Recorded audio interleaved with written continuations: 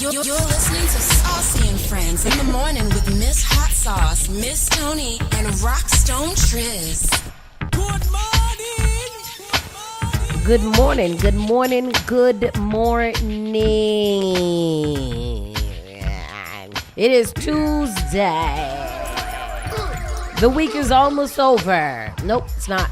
Still got mad days of the week to be over. Golly.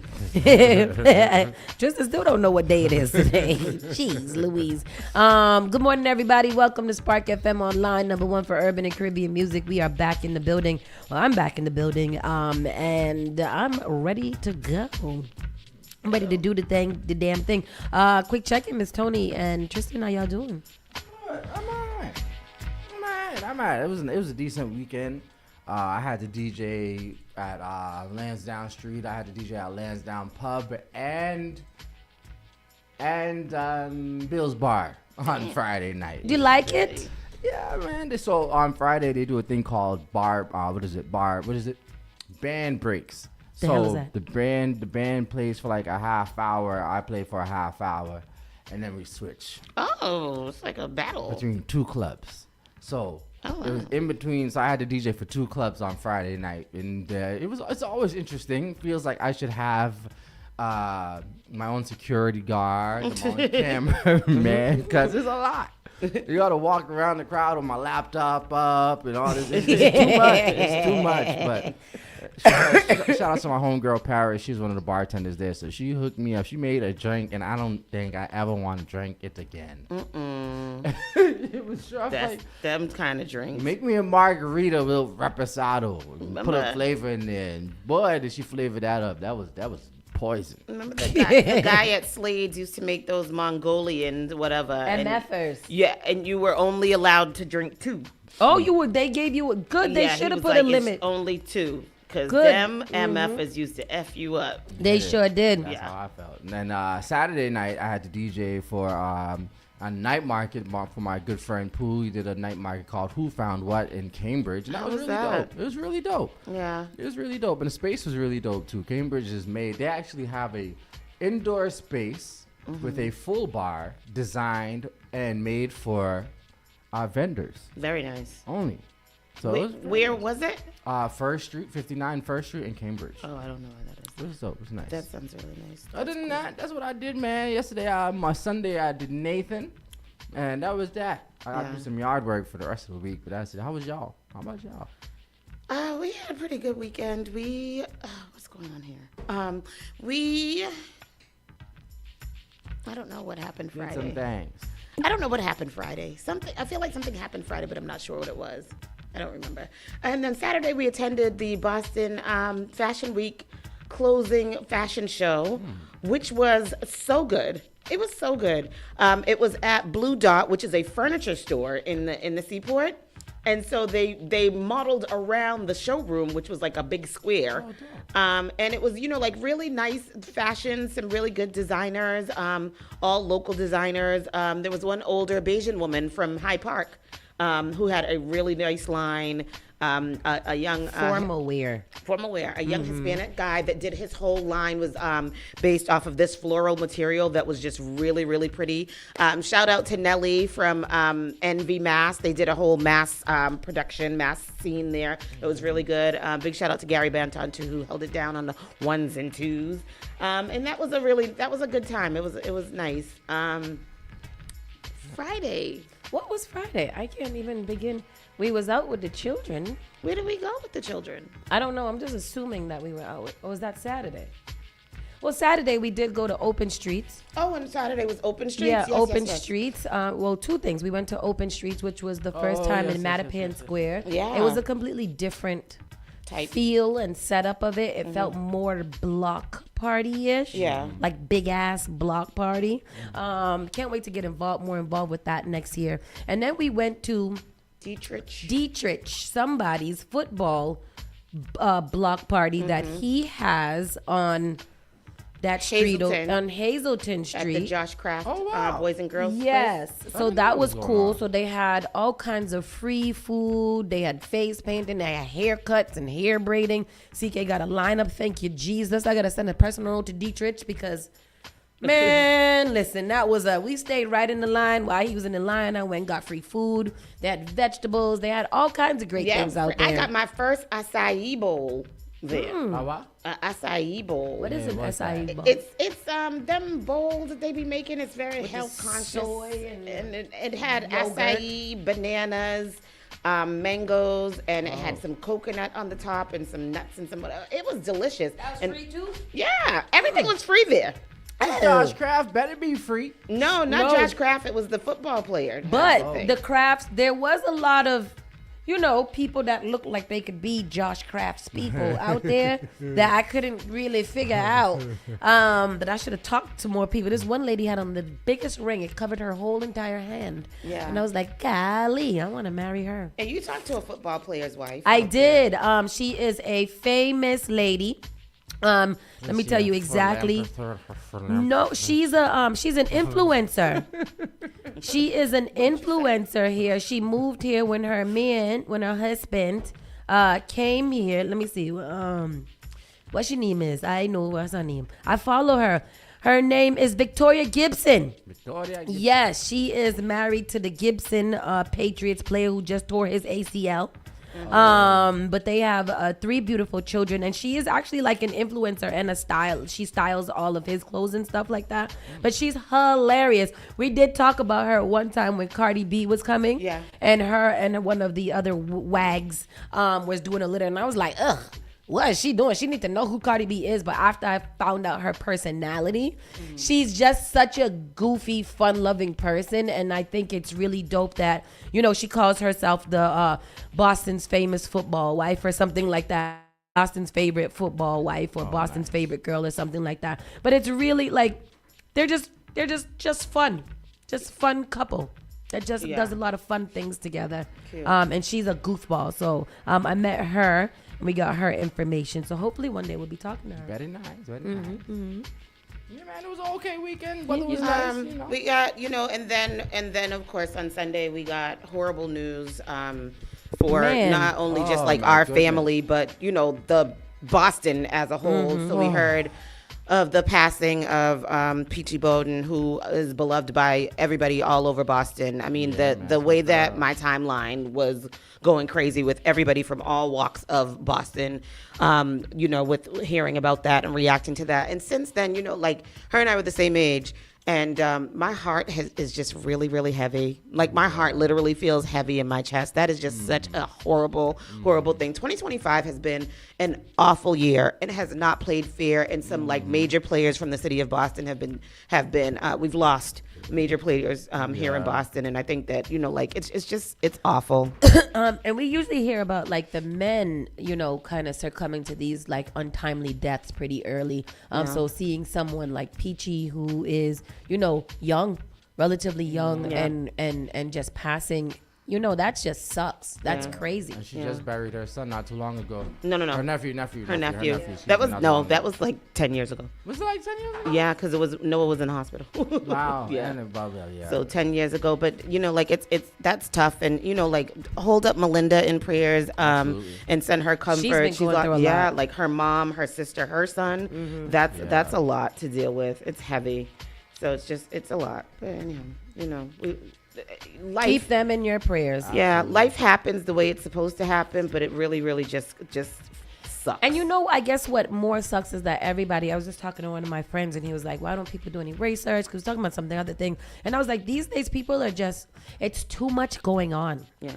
It's too much going on all around us that you really don't have time to like stop and think and all these things. It's happening so fast. Everywhere you look, somebody's dying, somebody's getting hurt. The president is doing this. This is happening. It's so much. So as much as you guys can take care of yourself, especially your heart, especially your health, especially those things, do the best that you can to take care of yourself. Like it's serious now. Yeah, and like you said, there's environmental stuff out here that is definitely affecting us. And truthfully, I was talking to my friend the other day, and we're suffering from PTSD every day, and that is overwhelmingly hard and harsh on your body, your mind, and your heart. So do the best you can. Don't let people in your life who ain't here to bring you joy. including the news. Yeah, Yep, including the news. Yep, yeah. Anyhow, let's get into the thing here that is what it is. You know what I'm saying? Let's get into the news. show, Yeah, the yeah, news. yeah. Let's just give you some more news. yeah. Yeah. You're listening to Saucy and Friends in the morning with Miss Hot Sauce, Miss Tony, and Rockstone Triz.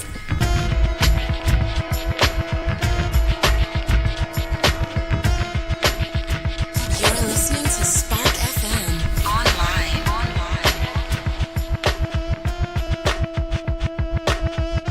Call Spark FM at 617-272-3387. Good morning.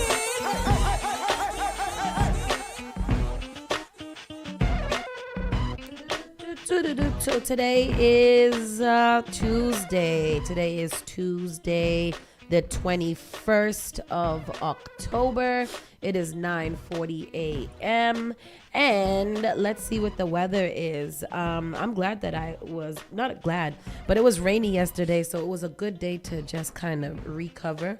Hopefully that my body will start to balance itself back out, especially when it comes to the temperature.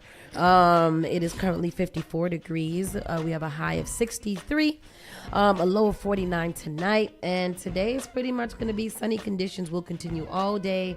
Wind gusts up to 26 miles per hour. So it is light jacket weather or hoodie weather, whatever you like. And just be layer so that you can take them off if you need to. Let's get into the roundaway news. All right, Boston, Mass. Massachusetts Attorney General Andrea Campbell announces her re-election bid. Okay. Massachusetts Attorney General Andrea Joy Campbell has officially launched her campaign for a second term. Campbell made the announcement in a video released shortly after 7 a.m. on Tuesday. I share my story because it's not a black person's story, not because it's a poor person's story. It's an American story. All right. Here goes a clip. Attorney General Andrea Campbell is running for a second term. She announced her decision in a video this morning. Campbell made history in 2022 by becoming the first black woman to be elected Attorney General in the Commonwealth. She's also the first woman of color to hold a statewide office. Prior to becoming Attorney General, she served as president of the Boston City Council. No one else at this point has launched a campaign for the AG post. What was she running for before? Mayor. She ran for mayor. Yes. Yep. Good morning, everybody. Good morning. Good morning, Loud Minds. I saw him on a commercial on Facebook on a duck boat for a cannabis company. Oh. And I was like, hey, that's him. Good morning, Mike Nice. What else do we have here? Nope. Former Boston City Councilor Tanya Fernandez Anderson begins her 1-month prison sentence. Oh, really? That was she just began it? She just started it. Oh, wow. Reported to the Bureau of Prisons on Friday to begin serving a 1-month federal sentence, according to court documents filed on Thursday. Fernandez Anderson, who pleaded guilty in May to wire fraud and theft concerning a federally funded program, also agreed to pay $13,000 in restitution and will serve 3 years of supervised release. Prosecutors had initially recommended a sentence of a year and a day. The charges stemmed from what prosecutors described as a kickback scheme involving a family member she had hired onto her staff. In 2023, while facing financial difficulties, Fernandez Anderson arranged a $13,000 bonus for the relative with the understanding that $7,000 would be secretly returned to her. According to the indictment, the exchange took place in the City Hall bathroom. U.S. District Judge Indira Talwani called the offenses serious and heartbreaking, noting that public trust had been violated. Everybody gives their tax dollars to the government, assuming it will be managed properly and used appropriately, Talwani said at a sentencing. Fernandez Anderson, who resigned from the City of Boston City Council on July 4th, told the court she felt disgusted by her actions and asked for forgiveness for her family and constituents. I can't forgive myself for the behavior, she said. I feel like this will weigh on me for the rest of my life. It's very interesting. That is interesting. I mean, it's 1 month. She's got to thug through it. Unfortunately, many people have And done so that's much federal, more. right? Is it? I think so, yeah. Should be all right. Yeah. Yeah, she'll be all right. It's a month. It's less than everybody else got. hopefully, like she gets out and she continues to fight for the city of Boston. I don't know. I would be like, I don't know. Like I'm gonna go sit down and get me a nice job she need to go sit somewhere. down. Yeah. Not that not that she wasn't doing a good job, but after all She of can this, still fight, but yeah, not, I don't know if you want to fight into the too city crazy. hall. Yeah. Don't do that no more. Yeah, like she needs a time to sit back and Calibrate. change your trajectory. Yeah.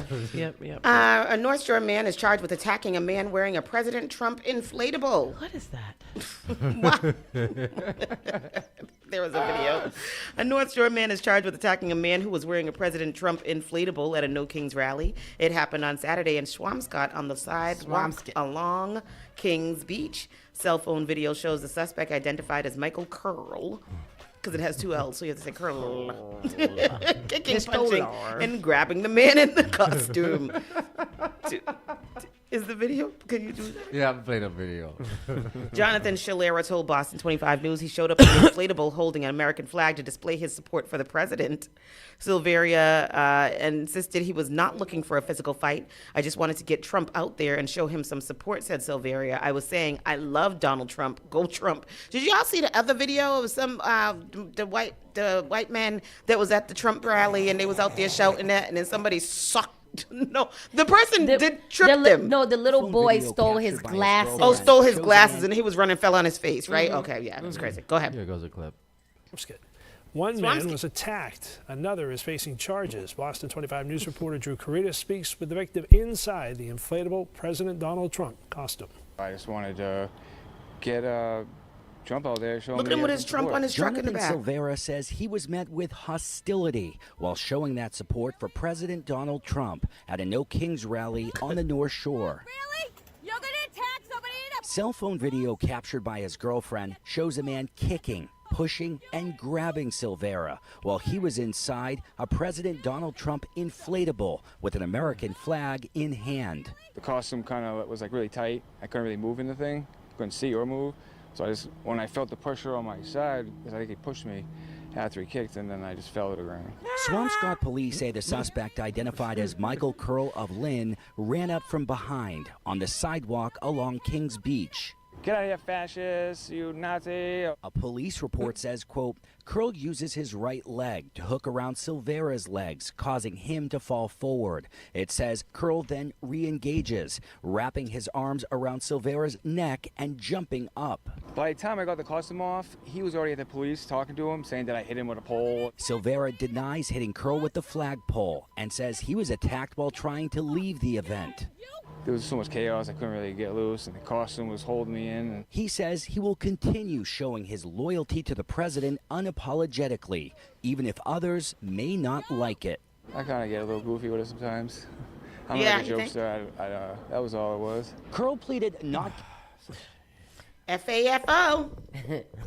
F-A-F-O. Well, I feel like a lot of people found joy and satisfaction from watching that video. Yeah, I did. I will watch it again. Yeah, I will. I don't agree. Nah, let me not say I don't agree with violence, but I wish he had hit him with the pole so that he had a reason to attack him. Mm-hmm. I don't agree with just going up to people and putting your hands on them. But I just, even if the flag had brushed across him, I think that would have been justified. And, freedom of speech, I guess, blah, blah, blah, blah, blah. Madness. Yeah. Well, that's what you get. Of course, Saturday was the No Kings rallies all over the place, everywhere. Mommy was telling everybody that's where we went to. I was like, we was in Mattapan Square. I wish I went there. A bird's eye view shows a sea of people gathered at Saturday's No Kings protest of President Donald Trump in Boston. Event organizers estimate 125,000 people were in attendance. And we can do a full recap right here. And you can 125,000 people. Boy. And that was just maybe it was just 125,000 at the Boston Commons, but these were held all over. They clocked in at 7 million. 7 million people nationwide? Yep, nationwide. Yeah. That is, look at that. That is a lot of people. That is a lot of people. Mm-hmm. Did all these MFers vote? Somebody said that's what Carnival's supposed to look like. That's what they told us Carnival looked like. Oh, yeah, that's it. Because did they tell us it was 50,000 people at the Carnival? Oh, no, this is... So anyhow, that is the bird's eye view there. Hunters find the remains of 2 people deep in the woods of Massachusetts State Forest. That's crazy. Hunters. In Fall River, an investigation is underway after a couple of hunters, the whole story disappeared. I don't know what happened.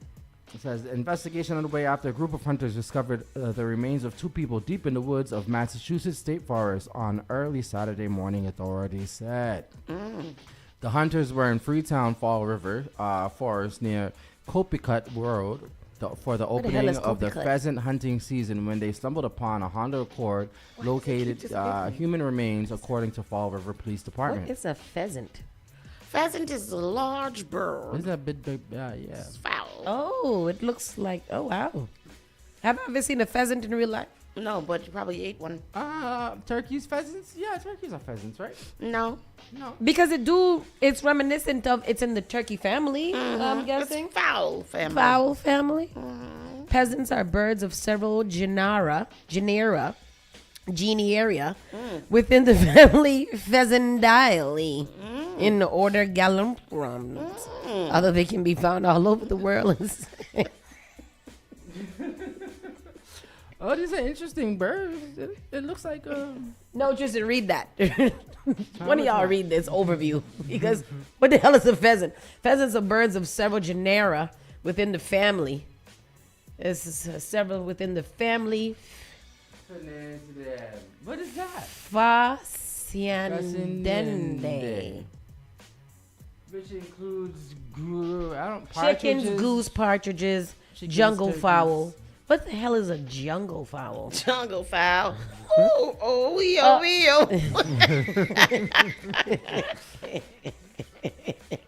Well, interesting. You learn something new. It is. We do. Anyhow, they found 2 bodies. Mm-hmm. That's what happened. Mm-hmm. All right. Oh, that's the story. That's it. The story back. All right. But they found them. And that's terrible. The remains of 2 bodies. Nobody reported them missing. What do you think happened there? Drugs. Fentanyl. Boston Lululemon store hit for the 2nd time in a week. Lululemon need to just close or put their stuff out on the sidewalk. Put it out on the like, close your doors and lock your doors. Only let certain people in, but then put out a basket out front so people could take from or something like that. Because in a minute they're gonna say no naggers allowed. It wasn't black people. It wasn't just that? No, shoplifters has hit the Lululemon store on Newbury Street in Boston for the 2nd time in a week, getting away with hundreds of dollars worth of clothing. It happened just before 5 p.m. on Sunday. Boston police said 2 girls went into the store, grabbed pricey merchandise, and ran out. Police didn't have a specific amount, but they said several $100s in clothing was stolen this time. Maybe y'all should put your prices down. Just like police released surveillance video showing at least 3 people running out of the same store, their arms full of clothing. In that incident, police say they got away with $6,140 in clothing. Wow. This is leggings. $6,000 in leggings? $6,000 in leggings, because the leggings is $120 each. That's why the people are stealing them, because y'all need to lower your prices. On this street is such a nice store. I would not expect that, said Ashley Hanlon. A shopper in the area, she suggested potential security solutions like adding security at the doors to check receipts. They say they got a call reporting threats at the store Aloe just down the street. Right now, they can't confirm whether the 2 incidents are connected. For the 2nd time this week, Boston police say they're investigating a shoplifting incident at Newbury Street's Lululemon. But on this street in such a nice store, I would not expect that. Just before 5 p.m. Sunday night, the police say 2 girls went into the store, stole several $100s worth of clothing, and then ran away. It's not the first time something like this has happened. Oh my God. See, they're not black people. That is awful. Earlier this week, the police released this surveillance video showing multiple people running out of the store, their arms full of what police say was more than $6,000 worth of stolen merchandise. Do they sell men's stuff too? No, I don't think so. Goodness. Why were you so shocked watching that video? I mean, it's just amazing to me that people, do such things. It's horrible. I'm just surprised. At this time, the police say they're investigating the incident and working to find the people responsible. But in the meantime, I know they sometimes have people standing at the door too, like when they look for receipts and stuff like that. Maybe that's a solution. Some shoppers are looking for solutions to prevent these types of situations, while others say, I don't think you're ever going to stop everyone from doing crazy things. I think at the end of the day, as long as you're protecting the people around you, like, as long as everyone's safe in the building, that's what matters. All right. Yeah, that's... police say they had... Fresh Jen said it's $140 a pair for the leggings, more like Lululemon. I agree. Them leggings never seen a day in the gym, and they're still gym clothes and never working out. And that's still gym clothes and never working out. And that's true because look, the leggings that I got on, these is nice leggings. I paid $6.99 for a 3-pack on Amazon, and these is nice. This is Lululemon quality. You want to touch it? Lululemon quality. You don't got to touch it. Anyhow, so that's that. What else do we have in here? South African rowers of color become first to compete at Charles, part of a larger trend towards success. This is awesome. We have black rowers now. Black rowers. You know what? You know who's crazy? Racists are crazy. Somebody wrote in the comment section, "That's not fair. They got practice rowing here to cross the border." What? Oh, wow. Wow. That's something I would say. That's crazy. For them to say it. It was a racist in the comments said it. That's crazy. That's jokes that you say as part of the community that you minority say that. But that's crazy. Hold on. Here goes a clip of video. Surprised to find out that we were the first South African minority crew to come compete at the head of the Charles Regatta. Sound like Elon Musk. And in terms of minority crews as a whole, to be one of the first and few, is it feels like we're making history. For me, it's life-changing. It's a bit surreal. Rowing, I think, is a fairly high-cost sport, so the access to the equipment has not always been there. And it has often been a sport that is for the wealthy. Right, nice. South Africa has a row team now. Yeah. Good for them. Nice. And I hope they win everything all the time. Yeah. Just keep winning, taking all of the money, taking all of the rewards, take them all. They made history over the weekend at the prestigious head of the Charles Regatta in Boston as the first crew of color from the country to compete internationally. Their participation marks a multinational effort to expand access to one of the most elite and exclusive sports dominated by white athletes and to open the 60-year-old regatta to a more diverse future of rowers. Competitive rowing originates among Englishmen who colonized both South Africa and what is now the United States, but historically excluded large swaths of the populations that lived there from recreation on the water. In recent years, a network of advocates has gathered athletes from around the world in efforts culminating with several firsts for representation at the Charles, the first all-black women's 8+ from the U.S., an indigenous 4+, and a native women's 4+, among others. An 8+ is an 8-oared sweep boat with 8 athletes in a coxswain to steer and direct the rowers, while a 4+ is a 4-oared sweep boat with a coxswain. He wasn't down there? No. Hello? Yes. And that is, I think that's it. Okay, that's it for the morning, for the local news. So let's go to quick commercial break. When we come back, we'll be talking to, it's Super Tuesdays, people. It's Super Tuesdays where we get into politics, we get into civic engagement, we get into all of that stuff. So keep it locked right here. Spark FM Online, #1 for urban and Caribbean music. You're listening to Saucy and Friends in the morning with Miss Hot Sauce, Miss Tony, and Rockstone Triz. Don't let biased algorithms or degree screens or exclusive professional networks or stereotypes. Don't let anything keep you from discovering the half of the workforce who are stars. Workers skilled through alternative routes rather than a bachelor's degree. It's time to tear the paper ceiling and see the stars beyond it. Find out how you can make stars part of your talent strategy at tearthepaperceiling.org. Brought to you by Opportunity at Work and the Ad Council. Your #1 local radio. The Spark of New England. Spark FM. Bringing the heat back to the airwaves. We don't want nobody fights in the mass. Boston, get ready to be inspired. From October 15th through the 18th, Boston Caribbean Fashion Week is back. 4 electrifying nights of runway, culture, and pure celebration. From Roxbury to the seaport, Experience the flair of designers from Barbados, Jamaica, Haiti, and Dominican Republic, and beyond. Bringing the Caribbean roots. Finally Home is a must-read, step-by-step guide that will equip any first-time homebuyer with the knowledge they need to confidently make informed decisions. This book provides answers in simple and clear terms to most, if not all, of the questions you may have about credit, homeownership, and generational wealth. Finally Home equips the reader with the confidence to be engaged with the home buying process without feeling vulnerable or exploited. Tailor-made Real Estate Easy is not just a catchy hashtag. It is real estate agent and radio personality Taylor Andre's goal. A goal to simplify one of the most challenging processes you will go through as an adult. A goal to educate you properly on credit and teach you the strategies to finding the home of your dream. It is not just a good book or an easy read. It is the secret to a seamless home buying experience.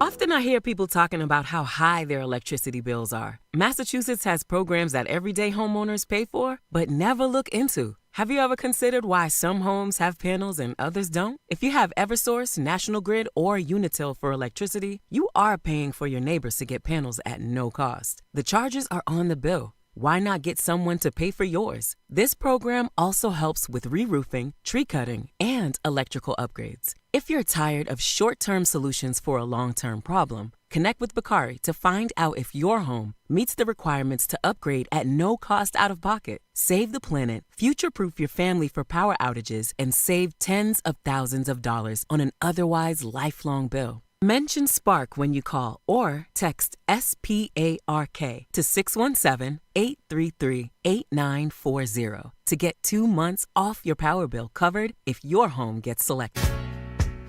Get ready to celebrate the brilliance and resilience that make Boston shine. On October 24th, ABCD's Community Hero Celebration at the Westin Copley Place honors 18 community heroes whose spirit and dedication uplift their neighbors every day.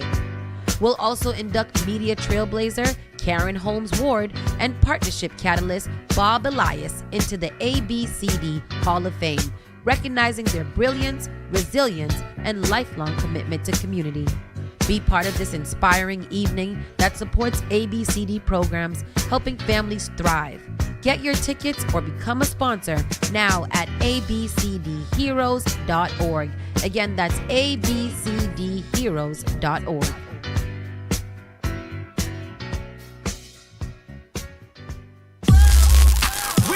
Boston's new home for urban Caribbean music. Spark FM. Spark FM. Playing all your favorite hits from reggae. Spark FM. If you no mess with we, you are gonna see a million. We got it gon' go long just like the Amazon. Spark FM. I do the life you know easy. No say we are for win. Walk with the camera like Jesus. Soca. Hip hop. Yeah, we on and we going crazy. R&B. You could do damage. You could do damage. Afrobeats and much more. Spark FM. Spark FM. You're listening to Saucy and Friends in the morning with Miss Hot Sauce, Miss Tony, and Rockstone Triz.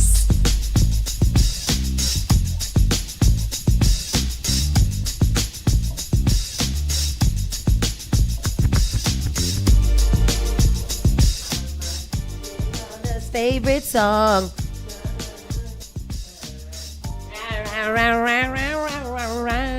I was stalling as I fixed my computer and make sure that I looked spectacular in the video. Good morning, everybody, and welcome back to Spark FM Online, #1 for urban and Caribbean music. It is Super Tuesdays, and on Super Tuesdays, we bring you the people who are vying for your vote, vying for your support, and want to serve you.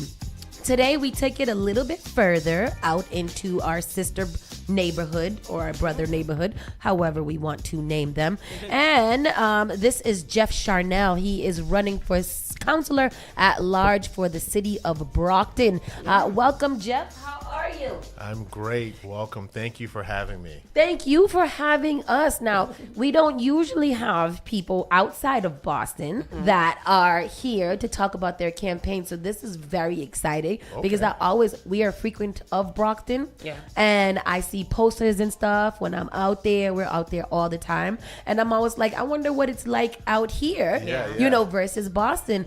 So welcome to the show. Thank you. Tell us a little bit about who you are. Yeah, so again, my name is Jeff Charnell, running for city councilor at large in this great city of Brockton. And, Boston is like, sister, brother relationship to the great city of Champions. So, I've lived in the city about 32 years, went to elementary, middle, high school, then college, then decided to stay. Yeah. And when I made that decision, I decided to be involved. Yeah. So that has brought me to many civic organizations like, the local YMCA, the local NeighborWorks Housing Solutions, where we do first-time home buyers, raft programs and various other things. And one of the things that, I've been involved in is I've been an appointed person for a while. So I was on the Zoning Board of Appeals for about 4 years. Yeah. Giving variances to residents and developers. And now I'm the current License Commission chairman in the city. So what does that mean? So the License Commission, we do one-day events. So, you have a street festival here in Boston. That's us. Okay. But if you are opening a liquor store, if you're if it's a hotel, even like the fortune tellers have to come and get a license from us. We only have one. The fortune tellers. Yeah, we had one, I believe. Really? So I just want to show kind of like Pleasant Street. I know that. Yeah, you're on Pleasant Street. I used to live right there. You used to live right there. Yeah. That's funny. So I've been on that commission for about 8 years. So I've been civically involved in the city, doing various things for, quite some time. And again, running for council really just gives me the opportunity to help more residents in the city and give back more of my time and resources. What triggered you to get involved on this level? Yeah. On running or on before? Running. I think a little bit of it is being pushed by, the people that love you saying, hey, you can do this. Hey, you look like somebody we need. We need you. Yes, we need you. Yeah. A little bit, I think a little bit of it is, I've been, gearing myself up. So if I did decide to do this, I would be put in a position where I think would be strengthful for, the residents and, and the people that are voting for me. And again, I think a little bit of this is that I want to continue to do some of the work that I've been doing, Yeah. So I'm looking at your website now, and it says that you're the president of the Rotary Club. You're also, like you just said, the License Commission chairman. What makes you want to be at large rather than doing the things that you're doing now? Yeah, the stuff that I'm doing is great, right? So it's great being the past president of Rotary, where we give out scholarships and we do events, and we do civic stuff, and we do a lot of, once a month we deliver food to, people that can't leave their house. So, so it's great to do that stuff, but I feel like, I need to be in the rooms, policies, and trying to shape things to better the people that I'm helping now. I think that. I think I can be a voice of reason. Because we're not from Brockton, what are some of the things that you guys hear in Brockton that are some of like the biggest problems? Down here we have like Mass and Cass and White Stadium and Blue Hill Labs. What are some of your issues? So we have an unhoused issue, just like in many. The city of Brockton is the 5th largest city in the Commonwealth. So we are 106,000 people that we can account for, but we think there's more people than that. Probably like in Boston. But we face some of the same challenges. We are the first majority minority city in the Commonwealth, which is something to be said for.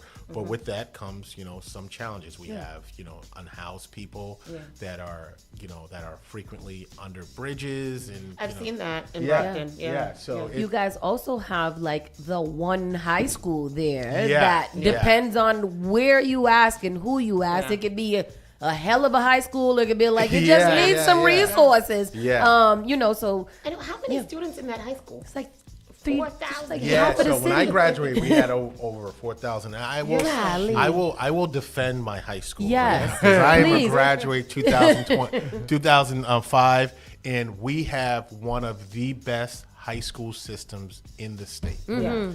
We graduate kids at a very good clip. I mean, but again, just like all communities, we have challenges. So it's like, how do you work with the school committee members in those challenges? And I want to bring unity back and stop the divide. I think that, I'm a former football player. I didn't always agree. I didn't always agree with what coach and the play and stuff like that. But I went out and did it. And I think that for a little bit of time that's been missing on both fronts, because they're elected officials too, right? The school committee members, the council, we need to work. Oh, you better guys together. have an elected committee. We have an elected school committee. Isn't I think we're trying to get an elected school committee instead of an appointed one. So these little differences really kind of help. How do you feel about having an elected school committee? I think it's great because the people choose who they want to be in office, right? And again, I feel like that's what's great about what I'm doing now is the people make the decision on it. It's not someone like I'm appointed, right? The council, the mayor appoints you, and the council confirms you. So that's great that 11 people decided to. But it's great. It's even better when 4,000 people speak. Absolutely. Pardon my ignorance, but who is the mayor of Brockton? Robert F. Sullivan, right? Robert F. Sullivan. And more some ignorance. How many people are running for your position? So there's 4 at-large candidates. Okay, I mean, 4 at-large seats. There's 8 people that made it past the prelims. Okay, perfect. So the general will have a ballot of 8 people. Any incumbents there? So there's 2 incumbents. Okay. Win Farrell and David Texera are the incumbents. All right. So the city council in Brockton is made up of how many people? 11. Okay. So you guys are just literally like us. We are very similar. We're brother sister here. Yeah, we are. We are family. We are family. The so makeup, crazy. the schools. I mean, the things we want in our communities, the businesses we patronize. The roads we want to get fixed. I mean, we all speak the same thing in a lot of our communities. I know. In Boston, it's like a little bit of, districts and stuff like that, but we call them wards, right? Okay, so there's 7 wards, and then the ward counselors work with the at-large folks to try to, if they need a road paved, if there's a business coming. So, I mean, it's very similar. It's very similar. And Boston has districts and wards. Yeah, but more so districts. But the wards are not necessarily what's covered. We cover the district instead of the wards. This is so interesting, and I know people listen and be like, "Yeah, I don't know nothing about Brockton," but I think this is how conversation has to happen because we are right next to each other, and we don't have these political conversations with each other to figure out, how can we help? I think that there's power in numbers. So once you're here in Boston, there's a lot of people that listen from Brockton and Cambridge and all different places that probably don't understand and probably don't have a way to figure these things out. What are some of the platforms that you are running on? So, I mean, the platforms, are very similar to probably what people are speaking. So public safety, code enforcement is, at the forefront of what I think about every day when talking to residents. And again, remember, I'm a voice for the resident that voted for me. So I'm here trying to. I like that.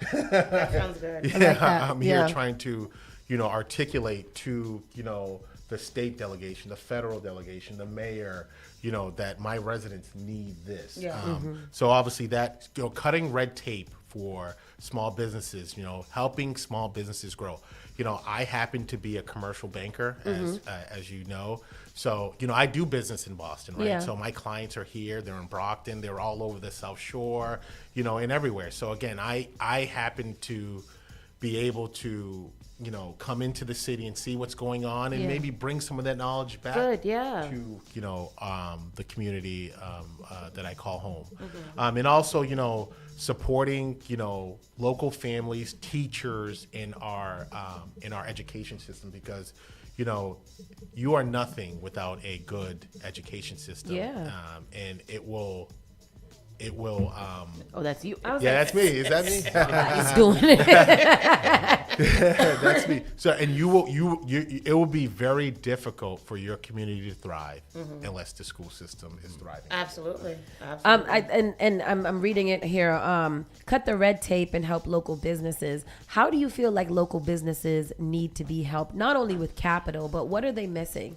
So, for example, right, I'm the License Commission Chairman, right? Yeah. So the past 4 years, I have been bringing forums to down to the city. Good. I brought the chairwoman for the ABCC, so the Mm-hmm. Alcohol Beverage and Control Commission. Yeah. I brought the executive director, their chief of staff. Good, So yeah. to come down and educate our people on what's working, what's not. And our people are some of the smartest and brightest, sure just are. like in this community. Yeah. And they had questions for them. Hey, why is this person getting this? Why is this happening to this person? Yeah. But again, under my leadership, I've been able to do things like that. These things were never done before. And see, that's always bothered me because small businesses are literally like the catalyst to helping economies and stuff, girl. Yeah. We are employing people, going through these processes, helping figure out how to move about the the business infrastructure in these different cities.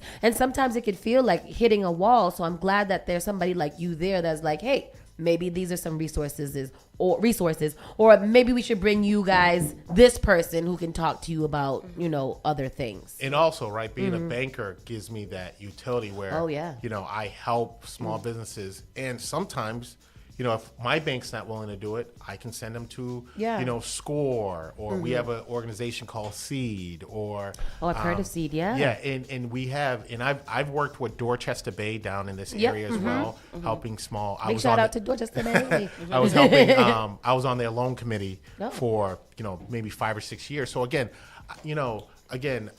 Brockton is home. But I have tentacles out everywhere.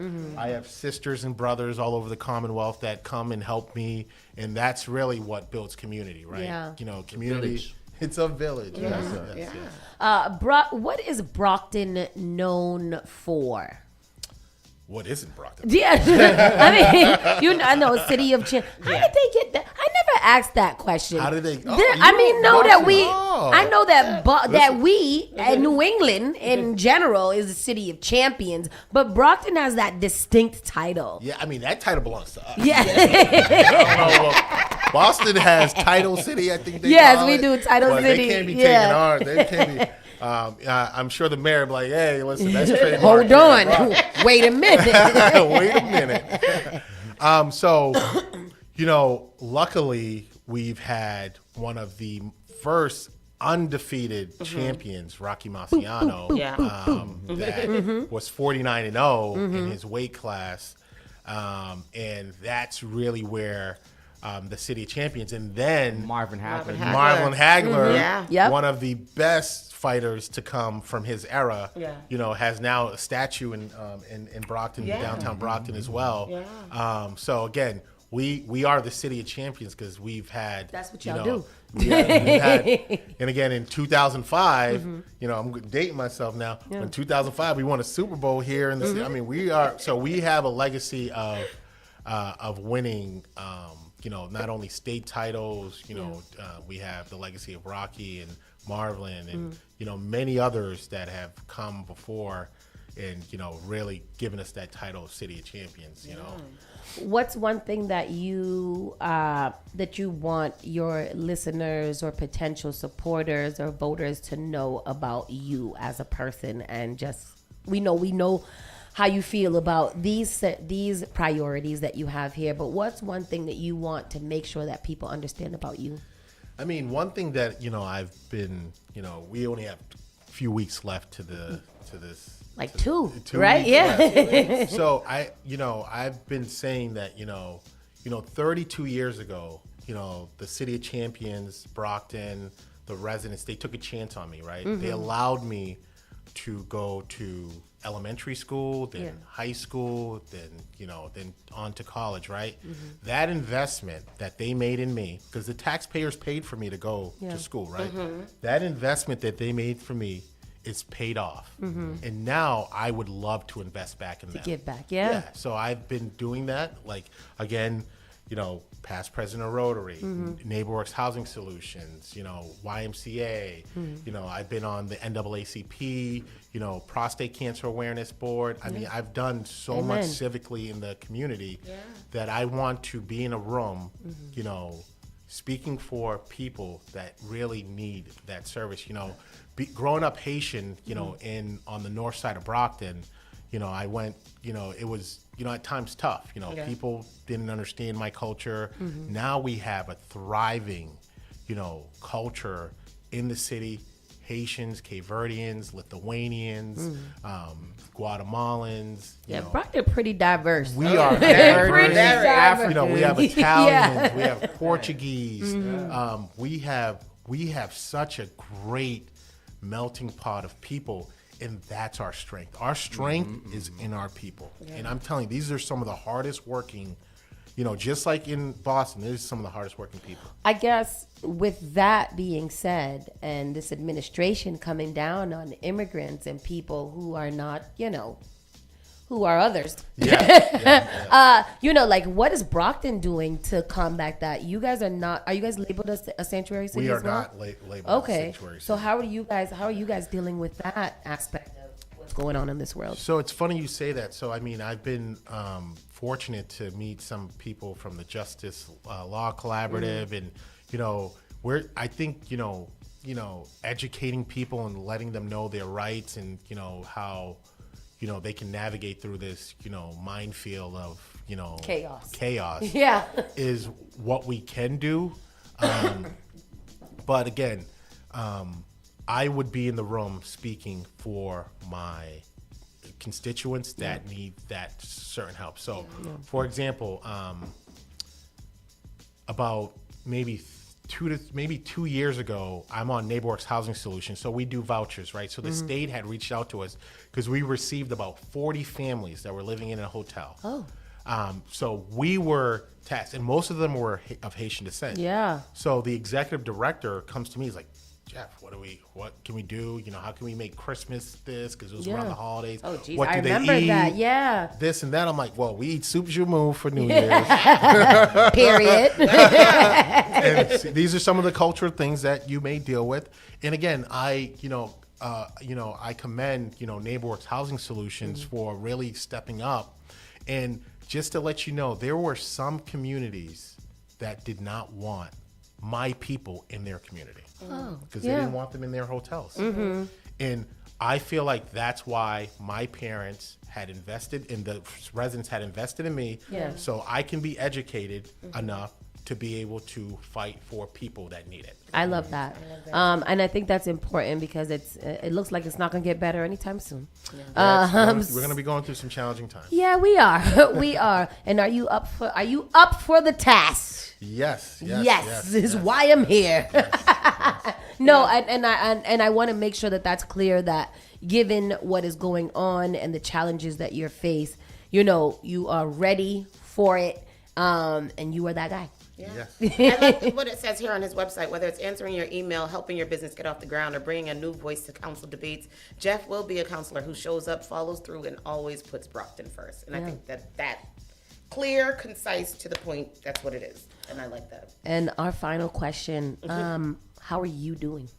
It's been a heavy season, campaign season. Yes. You know, You're almost there. Yeah. Working and campaigning is a challenge. Say that. When you're doing something for the first time.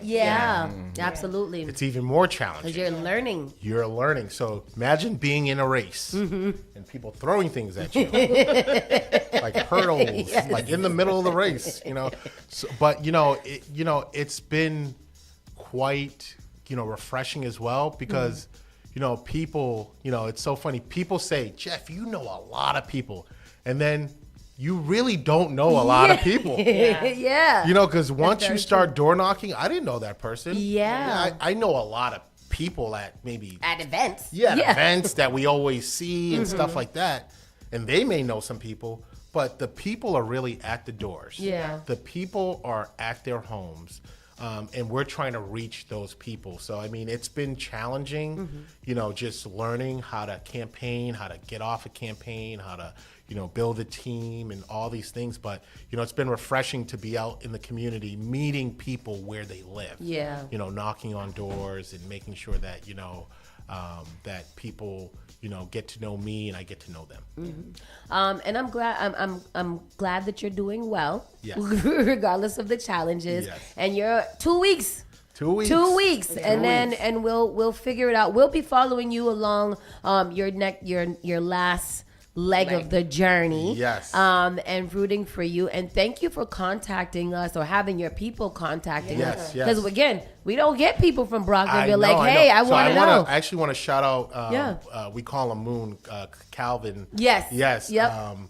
And he's the one that actually like, hey, you should go on Spark and and that's literally. And I was like, all right, that sounds great. Again, and he's always on me about things. So like when people like that, say, hey, this guy needs to be on, I'm like, let's figure it out. Because it's important, and it's important to know that you have supporters that are looking out for you in other ways to set you up for success. So shout out to Moon. Yeah. Holla at you, girl. For allowing us to meet you, because now you're our friend. Oh, okay. Go to Brockton and be like, I know Jeff. You know me. Excuse me. We know people on the city council. Exactly. We outside. Yes. Thank you so much, Jeff, for coming and telling our audience about you. We literally wish you the best of luck as you go through this last leg, and please keep us posted before, after, all around. Especially when you make it. Yeah. Because we got to start name dropping. I know. We're gonna campaign for you with our family that lives in Brockton. Yes. This is who you got to vote. Yes. Don't vote for him right now. Thank you so much. We got to pay some bills right now. We'll be right back in a few moments. Keep it locked right here. Spark FM Online, #1 for urban and Caribbean music. You're listening to Saucy and Friends in the morning with Miss Hot Sauce, Miss Tony, and Rockstone Triz. The Spark of New England, Spark FM. Bringing the heat back to the airwaves. Get ready to celebrate the brilliance and resilience that make Boston shine. On October 24th, ABCD's Community Hero Celebration at the Westin Copley Place honors 18 community heroes whose spirit and dedication uplift their neighbors every day. We'll also induct media trailblazer Karen Holmes Ward and partnership catalyst Bob Elias into the ABCD Hall of Fame, recognizing their brilliance, resilience, and lifelong commitment to community. Be part of this inspiring evening that supports ABCD programs, helping families thrive. Get your tickets or become a sponsor now at abcdheroes.org. Again, that's abcdheroes.org.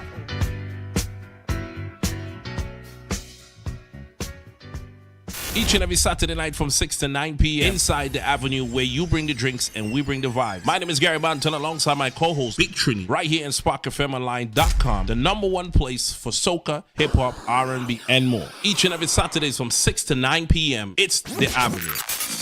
Often I hear people talking about how high their electricity bills are. Massachusetts has programs that everyday homeowners pay for, but never look into. Have you ever considered why some homes have panels and others don't? If you have Eversource, National Grid, or Unitil for electricity, you are paying for your neighbors to get panels at no cost. The charges are on the bill. Why not get someone to pay for yours? This program also helps with re-roofing, tree cutting, and electrical upgrades. If you're tired of short-term solutions for a long-term problem, connect with Bakari to find out if your home meets the requirements to upgrade at no cost out of pocket. Save the planet, future-proof your family for power outages, and save tens of thousands of dollars on an otherwise lifelong bill. Mention Spark when you call or text SPARK to 617-833-8940 to get 2 months off your power bill covered if your home gets selected. Advertise your business, brand, or music on Spark FM. Contact us at sparkfmonline.com for more information.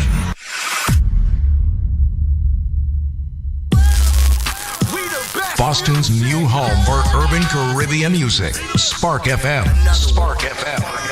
Playing all your favorite hits from reggae. Spark FM. If you no mess with the way you are gonna see a million. We got the Congo long just like the Amazon. Spark FM. I know that life is not easy. No say we are for win, yeah. Walk with the camera like Jesus. Soca. Hip hop. Yeah, we on and we going crazy. R&B. You could do damage. You could do damage. Afrobeats and much more. Spark FM. Spark FM. Good morning. We are back. Spark FM Online, #1 for urban and Caribbean music. I'm trying not to get too excited because then when I get excited, then I start wheezing, and that's stupid. Wheezy F Saucy. That was Jeff. That was Jeff Charnel. He is running for counselor at large in the city of Brockton, and I feel like that is our first out of cityer. Out of towner. So big shout outs to them. And that I'm hoping that we can build a better relationship with Brockton so that we can start covering some more of what they're going on out there. So if you are from Brockton, tell a friend to tune in to Spark FM every Monday through Friday, 9 to 11. It's time for our national news. So let's see what we got going on there. Let me see. All right. The national news is a cluster F of foolishness. So let's get into it. White House begins demolition of part of the East Wing for Trump's ballroom.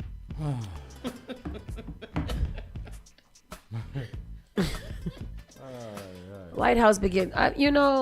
Demolition of the White House. So before, we all knew that he was going to be building this big, gaudy ballroom designed with gold. It looks like Aladdin's. It looks like it's gonna look like Kane's downtown. Yes, exactly. There we go. He said that he wasn't going to be doing anything to the building or messing up the White House in any type of way. But however, started demolition. He ripped off the whole East Wing of the Washington of it so that he can build the ballroom attached to the White House. And I'm confused. The Washington first reported the demolition and published an image of the work. And on Monday, a pool reporter captured video of part of the East Wing being torn down. That pool reporter is now fired, probably.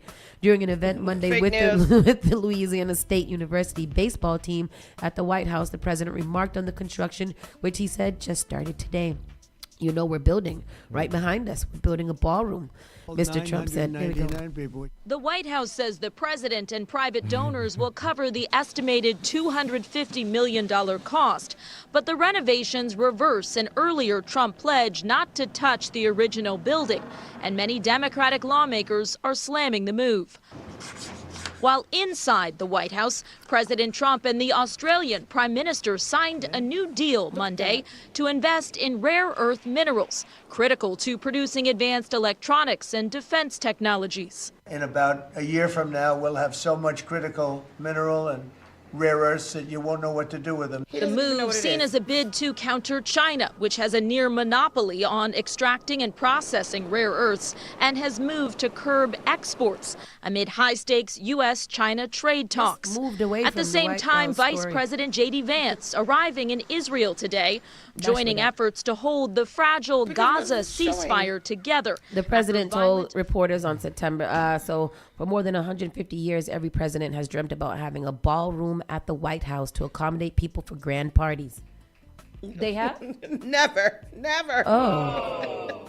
State visits, etc. Mr. Trump said in a post, "I am honored to be the first president to finally get this much needed project underway with zero cost to the American taxpayer. The East Wing of the White House is fairly small and is where the First Lady's office and staff are located." Why does she have what the hell does she do? Look miserable. She looks miserable. He said it won't interfere with the current building, the president said in July. It won't be. It'll be near it, but not touching it, and pays total respect to the existing building, which I'm the biggest fan of. The White House says the project, which will cost $250 million, has been fully funded by private contributions from business and tech and big tech, including Apple, Microsoft, and Coinbase. Earlier this month, ballroom donors dined at the White House with Mr. Trump. By September, a number of companies had pledged to donate $5 million or more for the addition. Multiple sources familiar with the matter said. So he just out here just collecting money. Yeah. Just collecting money and doing whatever he wants. He's got these billionaires donating all kinds of $5 million to the White House build for a gold ballroom, but can't have those billionaires pay taxes. Right. So their taxes are technically just going to him. And that's what he wants. And that's okay. That's okay. Oh, that's crazy. But you can't be out here paying taxes. You got to pay me. Yeah, no. We'll give you all the tax cuts that you need. And when you get those tax cuts, you give me $5 million so I can continue to do what I want to. Ain't that a kickback scheme? Literally a kickback. Oh my God. That's crazy. Yeah. Moving on, because he's a loser. The Louvre stays closed after jewel heist as police hunt for thieves. So yeah, over the weekend, right? Yeah. They pulled a truck up to the Louvre and stole shit and left. Yeah. And jewelry. Where's the Louvre? How?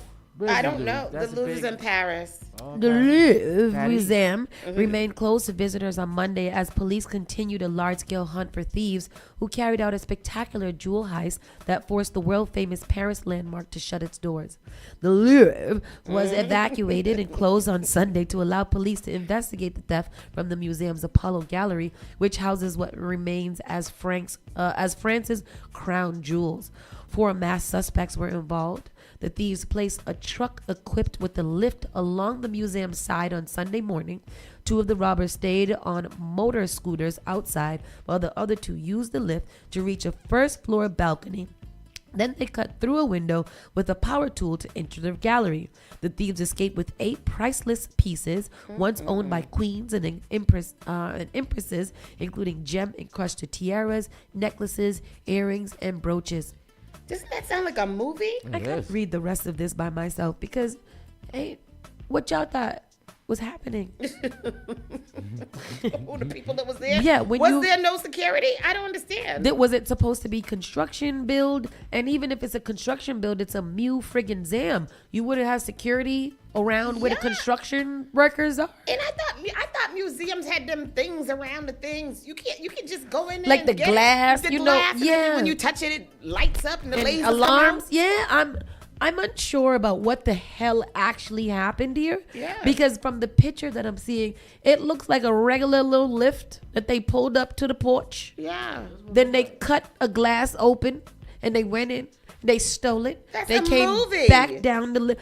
But this... How? Because it's in the movies. Won't you guys provide provisioned? I don't understand. That's so crazy to me. Like in this day and age, this time at the Louvre, that doesn't make no sense. I'm confused. What? Oh, it's in the daytime too. In the daytime. It's in the middle of the morning while people are having tea and crumpets. Yeah. And there's probably people walking around in deep thought looking at a painting upside down with their neck turned like this and trying to figure it out. Wow, Somebody you're such was a visual. I am? No crumpets, croissant. Croissant. Patty. And then they probably sat out there, had a lunch, and then left. You know, like I don't understand what y'all was doing. Yeah, that's crazy. That's very insane. Good morning, and they're gonna get away with it, right? Morning, Wendy. Yeah, they did get away with it because they're still finding them. They're still trying to find them. I personally don't think that you guys will find them. They're not gonna find them. They ain't finding them people from the Gardner Museum. They ain't finding them. They sure ain't. They just found the ones who robbed Kim Kardashian just the other day. That was back in 2010. That's because they was some old ass men. That's crazy. Donald Trump is reportedly considering commuting Diddy's sentence. As he should. Why not? What? Because he let, we should have read the other story before that. He let George Lopez, or Santos, if that's his real name. If that's his real name. Lopez Santos. He let Santos out? Bro. Yes. Bro. He commuted. George Lopez. George Santos. He commuted his sentence. And George was wearing a very tight purple turtleneck and a blue suit on a whole interview just the other day. I said, ooh, that is an outfitter. I thought he said he was going to be quiet. He's quiet not. How did Trump? What No, he is not. He said he is a good man. He's a good man, Savannah. Let him know. He said, Trump said, Trump has no idea who George Santos is. Number one. We don't have any idea who he is. And Trump, you know what? You got to give it to the guy. He will keep you on your toes at all times. Yeah. So George Santos has described the rotting facilities, vows of prison reform. Former Rep. George Santos, who stole mad money and was just... And admitted to doing all of it. And has just falsified his whole identity and everything about himself. We don't even know if that's what he looks like for real. Trump commuted Santos' 7-year sentence for wire fraud and identity theft, the latest in a series of moves by Trump to exonerate associates and Republicans involved in criminal activity. Yes. Why, if I'm free as a criminal, all of my criminal friends should also be free. Santos was expelled from the U.S. House in 2023 after refusing to resign following a scathing ethics investigation uncovering his criminal activity. In an interview with the Washington Post, Santos called his time in federal prison dehumanizing and humbling. The former representative admitted to stealing the identities of 11 people. Yeah. Then all of those 11 comprise of who he actually is as a person. Yeah. I get it. Including his own family members. He served 84 days in prison before being exonerated by Trump and released from prison. Friday night, he also admitted that he embellished and fabricated his biography during his run for Congress. Yep. He admitted all of that. He admitted all. He is not saying that he didn't do anything. He's like, I am a criminal. I did all of these bad things, but also, I don't want to be in jail. So here I am. Yeah. Santos called the prison system and the facility where he was housed, FCI Fairton in New Jersey, as broken with rotten facilities and administrators who seem incapable of unwilling to correct it. He said a large hole in the ceiling exposed thick black mold and claimed broken air conditioning systems force inmates to endure sweltering heat. The building itself is hardly fit for a long-term rehabilitation. It's so crazy how these white people or white adjacent people go to prison, and then they come out with this. What is it? The Chrisleys? Yeah, Christies. The Chrisleys. Christie? Chrisleys. Chrisleys. He said the same thing. Yep. It's deplorable. It's horrible, and how they treat other people are terrible. Yeah. I don't understand how many people got to say it before they go in there and fix it. You in prison, okay. I don't think you should be living under mold. Yeah, you shouldn't have the best conditions, but it shouldn't be. It shouldn't be ridiculous. It should be the basics of everything. Right. Heat and AC, unless I'm burning at the stake, then if that's not my sentence, then let me give a little reprieve. Right. Open a window or something. Yeah. Back to Diddy though. So he is considering pardoning Diddy sentence this week. According to TMZ, a high-ranking White House official source told the outlet that the president could commute Diddy's 50-month prison sentence as early as this week. The source adds that Trump is supposedly facilitating on the decision, and while some White House staff are urging him not to move forward, the insider notes Trump will do what he wants. Yeah, exactly. When has Trump never not done what he wants? Diddy has served 13 months for violating the Mann Act and could be released in about 2 years without credit, but a commutation would override that entirely. I wonder what Diddy would have to promise him in order to get that to go through. Because remember, Diddy was talking a little poop about him before, and he felt some type of way because Trump has a baby ego. And if Diddy does come out, what is he going to be like now that Trump has pardoned him? Yeah. Is he going to use his platform to speak out against the man who freed him? Or is he going to just go and, just live his life while the rest of us, live his billionaire life while the rest of us continue to suffer at the hands of Donald Trump? Yes. That is exactly what he's going to do. Yeah, he's going to say, I'm minding my business. Ego is so inflated and huge that it is not going to be deflated in any way by Trump letting him out for doing disgusting things. Yeah. It's going to be escalated to a magnitude that is beyond our imagination. And he's Terrible. going to be a terrible, terrible beast. More than he is now. Yeah. Former Sheriff Deputy Sean Grayson stands trial in fatal shooting of Sonia Massey, and I hope they give him the death penalty. Yeah. Jury selection is set. He ain't gonna get none. Yeah. Jury selection is set to He's begin. going to get his sentence commuted. Yeah, because he's gonna say Donald Trump's gonna say, "Oh, but I don't think he." I don't know. Jury selection is set to begin on Monday in the trial of Sean Grayson, the former Sangamon County Sheriff's deputy who was charged with first-degree murder Wow, he was charged with first degree. Yeah. With the shooting of Sonia Massey back in July of 2024.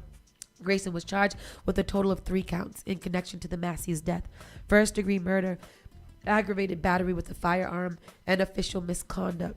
Grayson's attorney, Daniel Foltz, declined to comment. He is pleaded not guilty to all charges. The trial will take place in Peoria, Illinois, after it was moved from Sangamon County to Peoria County due to extensive media publicity. So I do have somebody close on the ground in Peoria. She once ran for mayor. She went to my school, Shama, and she is leading actually a protest outside of Peoria, or just some support for Sonia Massey. So they've been going out there at the courts every day and really kind of just making sure that whoever don't know about him knows about him. So I'm really excited for those kind of things that are still taking place. Tristan has the video playing in the background, and we'll just go to this. Oh no, he's not gonna. I don't think they're gonna show it, but you can turn it on. If the defendant in this case, Grayson, takes the stand and testifies to say something different, that would come in as well. We know there was a pretrial ruling that allows not only for the body cam video that leads up to the shooting, but also afterwards as well, when the officer says that he feared for his life because he believes Massey was coming after him. If you look at this body cam video and you believe that she was not going after him, then you're going to rule against him, and it's not going to work out very well for his trial. She called police to check on a prowler that she thought was on her property. Records show she had called 911 3 times in the days leading up to that. And her family says she was having a mental health crisis, but that the officer was not aware of that, or the deputy in this case wasn't aware of that. How do you see that factoring into all of this? So it shouldn't factor in, because when you use self-defense, it's based on what your knowledge is at the time.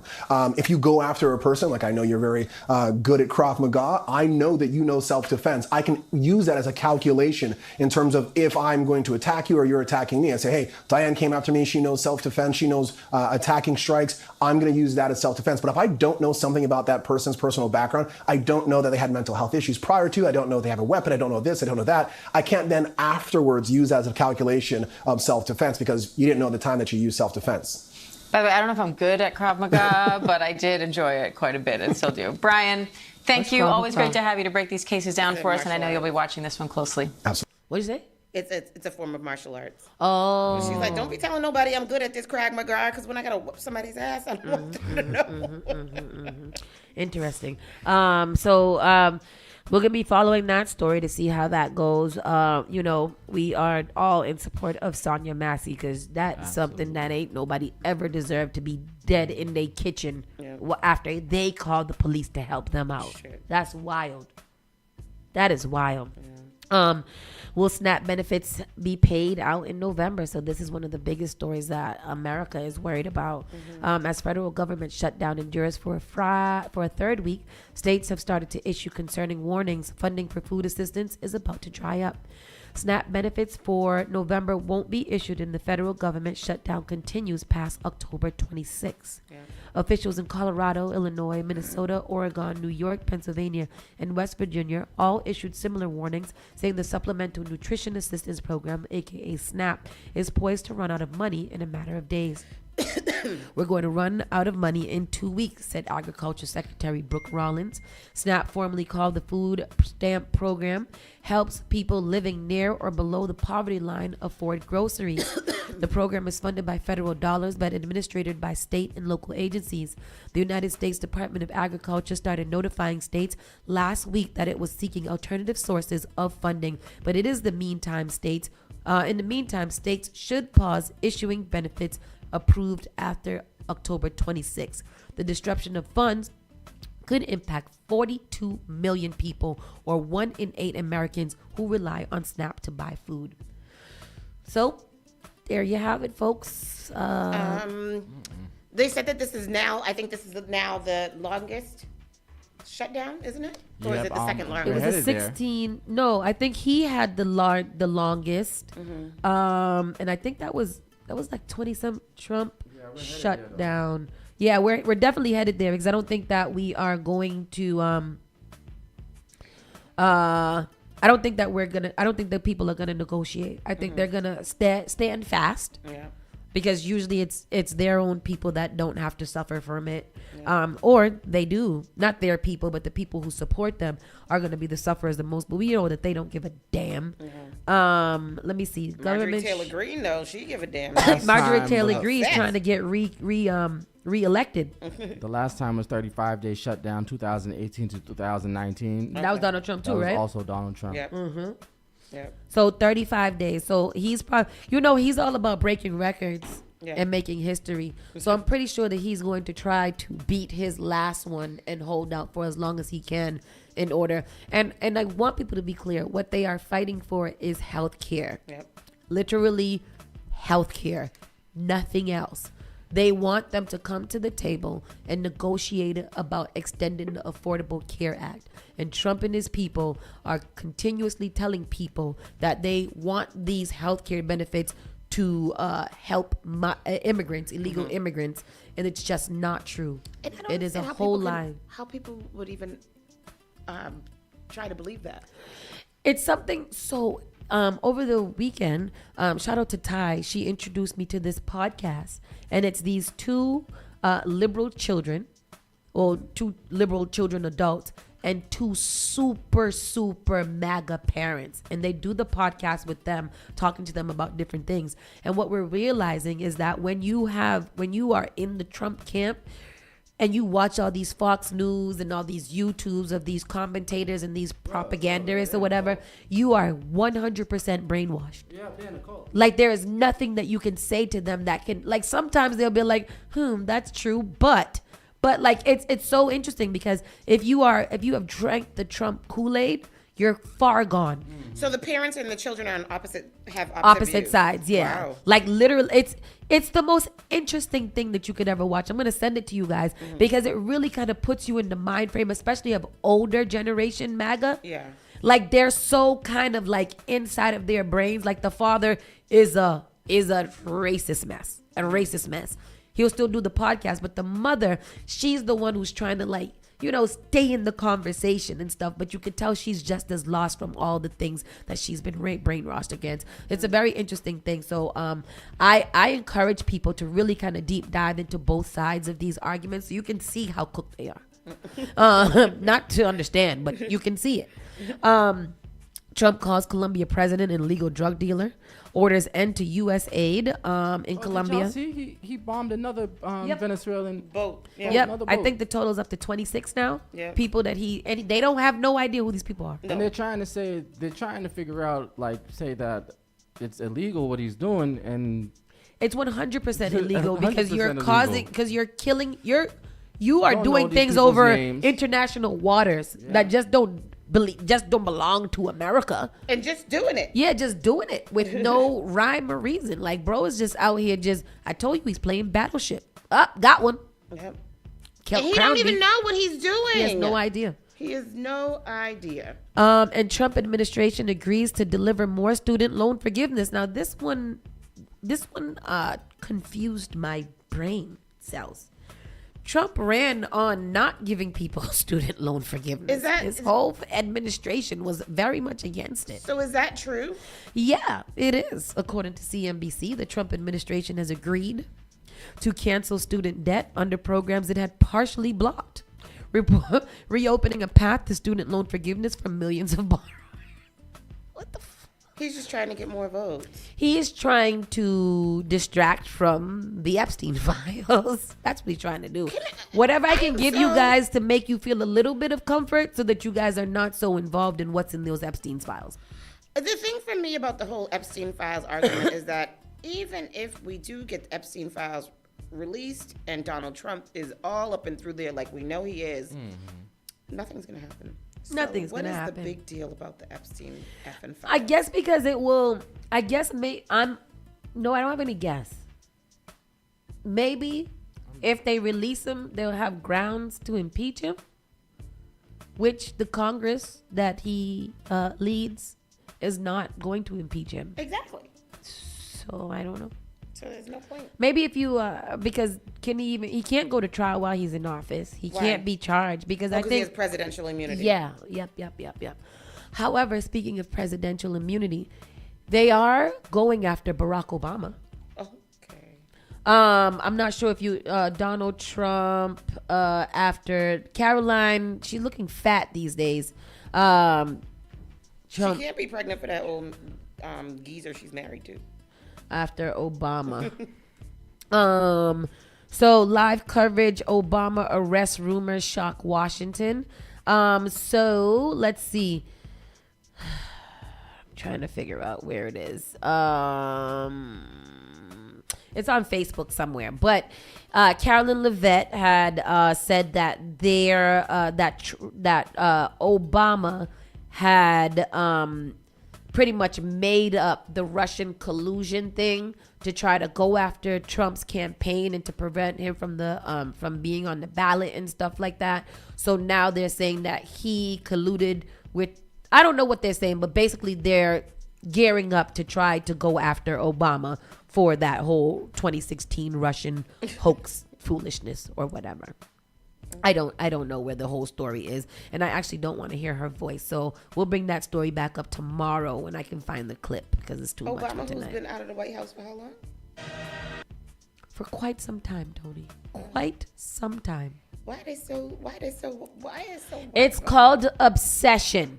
It's an obsession. It's called Obama derangement syndrome that MAGA has. Yeah. They need to Obama derangement syndrome, Biden derangement syndrome. That's what the MAGA people have. And I don't know why he hates Obama so very much. Because he was a black man that was president. Speaking of Biden, he rang the bell yesterday because he completed his treatments for cancer. Oh, so go Biden. Nice. Go Biden. Good for him. I'm glad for him. Yeah. You want to get into the entertainment? Because my voice is done. Let's get into the entertainment. And we're going to go through these quick because there's a lot. SNL snubs a memorial for musical guest who just passed away as fans are outraged. So what is this about? Because I saw this. So NBC's late night comedy sketch show Saturday Night Live failed to pay tribute to a past musical guest who recently passed away during this weekend's episode. Sabrina Carpenter had double duty being host and musical guest on October 18th. And while some accused SNL of sabotaging her appearance, others couldn't help but rage that the show didn't honor one of its past musical guests, R&B legend D'Angelo, who died on October 14th. SNL has traditionally played tribute cards for past hosts and musical guests who have died near the episode's air date.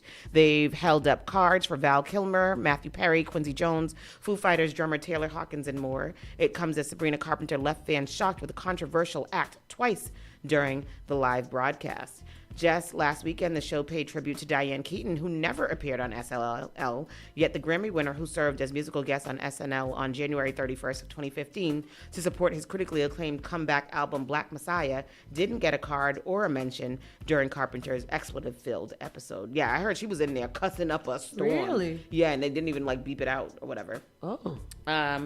So D'Angelo fans took to social media to fume about SNL failing to honor him. One person wrote on X, formerly known as Twitter, fail. Granted, SNL doesn't usually always acknowledge single-time musical guests, and of current cast, only Michael Shea and Kenan Thompson have any connection to D'Angelo, but it's D'Angelo. Someone else also commented on D'Angelo's SNL slub while retweeting a post about Diane Keaton defending Woody Allen, who has faced allegations of grooming and sexual abusing his stepdaughter, Dylan Farrow, which him and his team deny. Anyway, they outraged. I'm outraged as well. I'm angry. 6ix9ine alleges Sukihana is one of the biggest escorts in rap. Wait, say it again. Oh yeah. Well, yeah. That was. I mean, that's not a surprising thing, right? I never thought about her life and her sexual activities, but I wouldn't be surprised if she was escorting. It seems that the beef between 6ix9ine and Sukihana, there's beef. Let's not even go there because who the hell cares about 6ix9ine? He was the other 6'7". He's 6'7". 6'7". It's so funny because it's so funny that that's in there because I came across a video today of him calling people bald because they mad because he's wearing full lace fronts, and he's saying that he wears full lace fronts because he got hair and everybody else is bald. And I'm like, sir, you're wearing full face. You're getting full installs of lace fronts. Oh, that's a lace front? What he wears? Honey. I didn't know. He wears full bust downs, colorful rainbow bust downs. Yes, talking about There's a video with him where he took out the weave and washed it out and put in the other weave.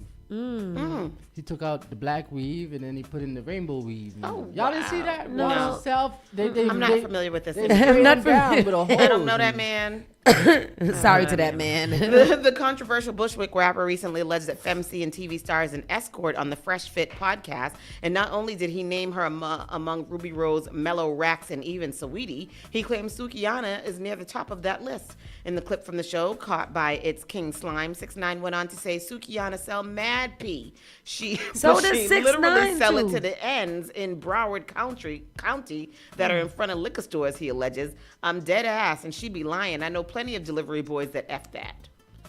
And why is he mad because she's stealing his business? Because he looks like an escort too. Yeah. He looks like he sell his pee all the time. As we alluded to a second ago, we think this is some form of clapback on the part of the Gummo rap artist. Last month, him and Sukihana got into a tiff on social media over the former's defamatory comments about Young Thug. Oh, I wasn't aware of that. Move on. Netflix viewers bawling their eyes out over crime doc they claim was by far the hardest to watch. I'm not doing it again. The Perfect Neighbor. Did you watch it? I'm not doing it again. Oh, I heard about this. My neighbors did not want to watch this. What are you not doing that again? What are you not doing? Taking a suggestion from Netflix watchers? Netflix keep on thinking us. This one has 100% rating on Rotten Tomatoes. 100%. They said it is a phenomenal documentary. They really did, and it's all body cam footage. And it's like real. But they said it's too real. So they said it was about a Karen. Yeah, you know the lady that killed the black woman through her door. Yeah. So that's what it's about. That killed the black mother. Yeah. So the black woman went to the door. We've talked about it a lot. And then they said that the same lady ended up killing her mother, the Karen. Karen killed her mother? That's what they said. No, she didn't. No. I guess that's just kind of showing how it all led up to the death and how this lady literally put herself in this situation to be annoyed by children. Yeah, she terrorized the neighborhood. Terrorized that neighbor. And then even at the end when they came to arrest her, like even all the times that she called the police up until that moment, like it was always that she was being victimized and she was out here doing the damage. Yeah. So I'm not going to watch it because those kind of things really piss me off. I read a few articles about it this morning, and so many people's comments are like, just do not watch it. Like, I watched it, do not watch it. I couldn't watch it. Because she got away with it, right? No. She's serving 25 years. They were like 10 minutes into it. I was bawling my eyes out. I have the worst anxiety. These are the kind of comments that were about this show. Because it's scary that that your life could be literally put in a position where somebody has something out for you and kills you. Yep. So she tried to use the Florida stand your ground defense, and it did not apply in this case because they literally have real-time body cam footage of this woman terrorizing these people. So the day that she killed the woman, she had threw a roller skate at the son and took his iPad. Yeah. And so the mother went to confront her to get the iPad, and she shot her through the door and killed her. With her son standing behind her. Crazy. So anyhow, that they said it's very, very hard to watch. Brandy reveals she sounds like she was a demon. She was horrible. Yeah. Mm-hmm. Brandy reveals why she abruptly ended the concert. So Brandy and Monica's Chicago concert was abruptly ended. Brandy kind of walked off the stage, I think, and health issues. And didn't come back. Yeah, and then they said that Monica came back out. She was looking really, really sad. She looked like she was crying, but Brandy was like dehydrated. Said that she felt like she was gonna faint. So she had to. Brandy did attempt to come back out. She said she attempted to come back out, but she said her team said it's better for her to just get her health better. Yeah. So that's what happened. People were kind of speculating what was going on, but She said that she released a very, very big statement to my dear fans in Chicago. Thank you all for the overwhelming love, support, and most importantly, your prayers. I sincerely apologize for the abrupt end to last night's performance in Chicago. After weeks of nonstop rehearsals last night, I experienced dehydration and feelings of wanting to faint. Everyone involved agreed that prioritizing my well-being was of the utmost importance. And then she thanked Monica for ending the show, because I guess the finale of the show is them singing The Boy Is Mine together. And they weren't able to do that, but she's okay now. Oh, good. I was nervous. I know that there was a lot of rumors. People tried to make up rumors about they had beef and all kind of stuff. I was like, I don't think that they would have signed on to this whole thing right here as these two grown-ass mothers to have beef. They still want them to have beef from 25 years. Everybody want everybody to have. Did they have beef? Because they were like competing children in the industry, but they wasn't out here being crazy with each other. Messy, right? Yeah. NBA YoungBoy's second show in Atlanta has canceled after performing Lil Durk and Lil Baby diss track. Oh. That sounds dangerous. In Atlanta, yeah. In Atlanta, be doing that in Atlanta. So NBA YoungBoy was in Atlanta a couple nights ago for the Massa Tour. And as you can imagine, he put on quite a performance. All of YoungBoy's shows have been packed and the energy has been undeniable. However, the tour has not been without controversy. Just a few weeks ago, his show in Chicago was canceled.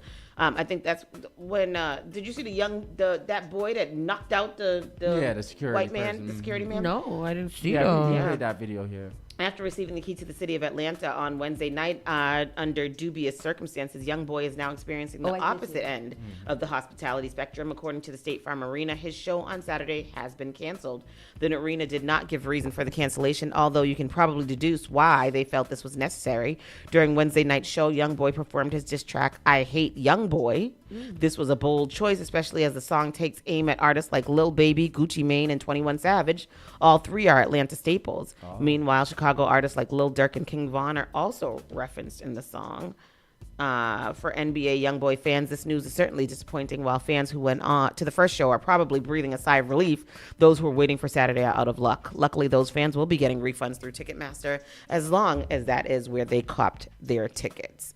So you gotta be, don't do that. Don't do that. Don't do it. Jennifer Lopez's ex-husband says she couldn't keep it in her pants in a scathing rant. Her vaginas? Yeah. Oh.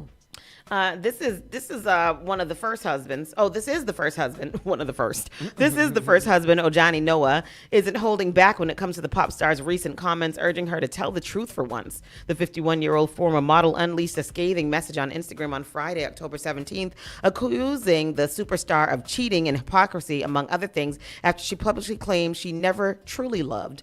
She had never been truly loved by her exes. Let me just say, stop putting us down. Stop putting me down with your victim card, Noah wrote, referring to Lopez's recent remarks during her previous interview with Howard Stern. The problem is not us, not me. The problem is you. You are the one who couldn't keep it in your pants. Oh, told her that she's a hoe. Damn.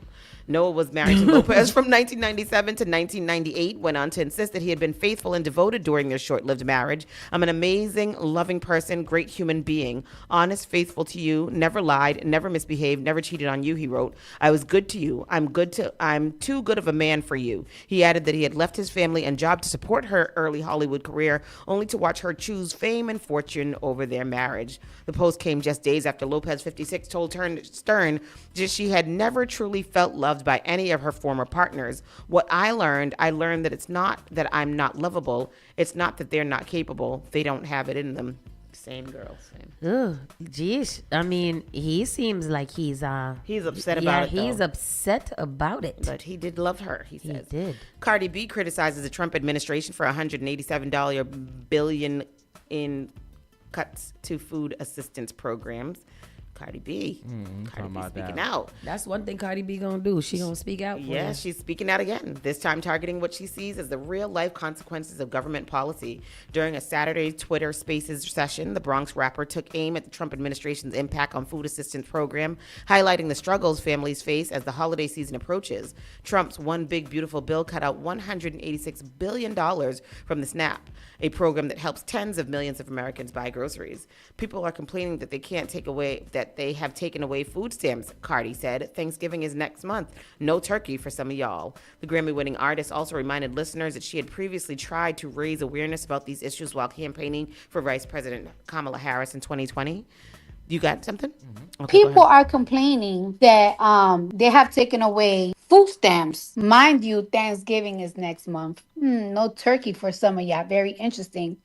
And I find this so funny because these are the type of things that I was trying to warn y'all that's going to happen in the Trump administration. But y'all didn't care.